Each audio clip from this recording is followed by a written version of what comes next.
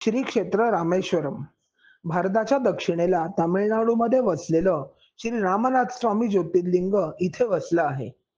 आपल्या सर्वांच्या मनातली चारधाम यात्रा म्हणजे बद्री केदार, जगन्नाथपुरी, द्वारका आणि रामेश्वरम.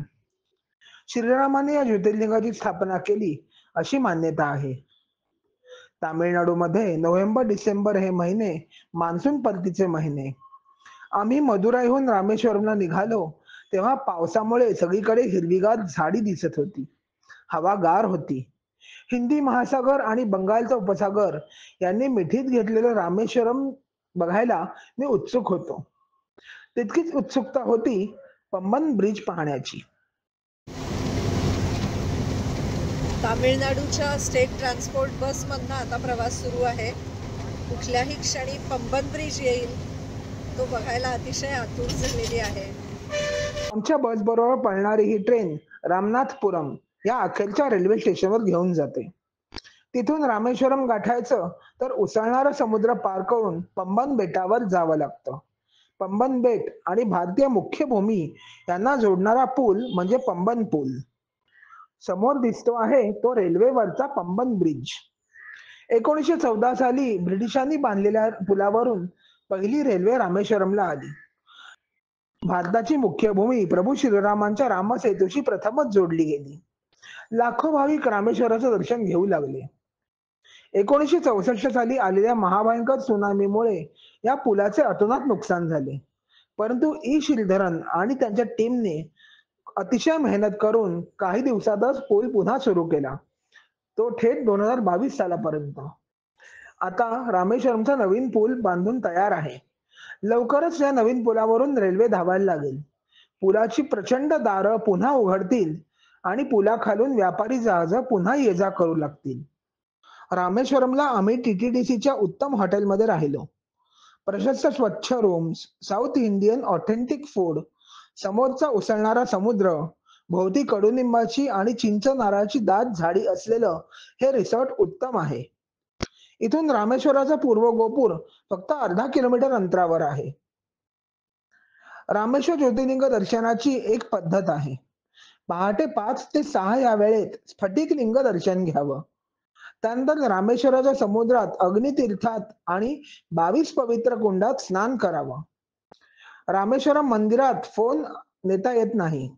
ओले कपडे अंगावर घालून सुद्धा मंदिरात प्रवेश नाही.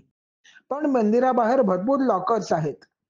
पवित्र स्नान झाल्यावर लॉकरमध्ये मोबाईल ठेवून कपडे बदलावेत आणि रामेश्वराच्या दर्शनाला रांगेत उभे राहावे.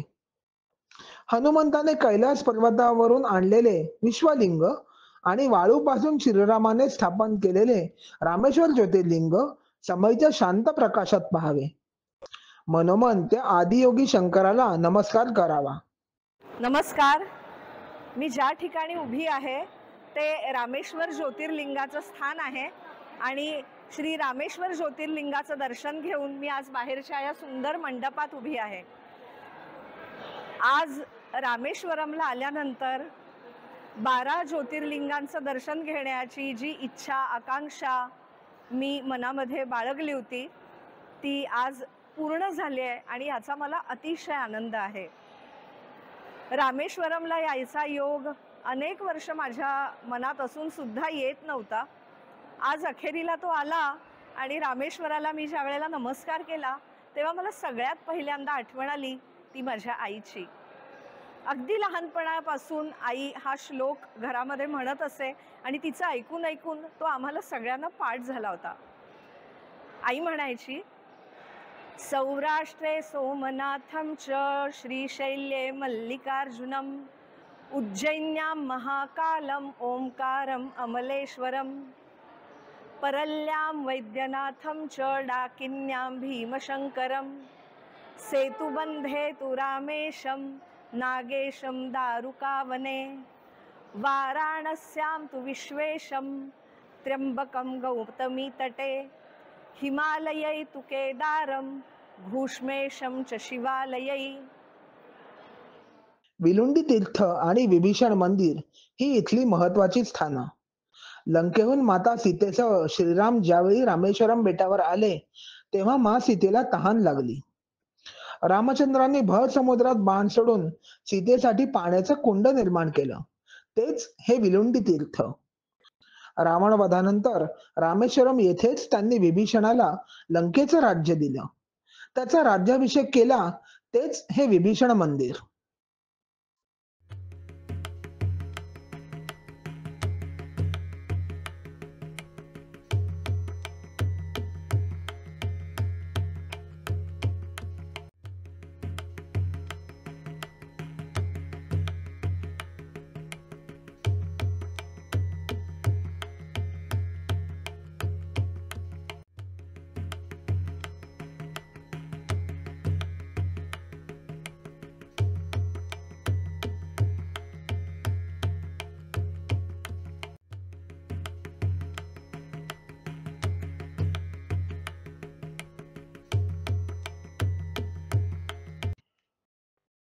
श्री रामेश्वराचं दर्शन आज इथेच पूर्ण होत आहे.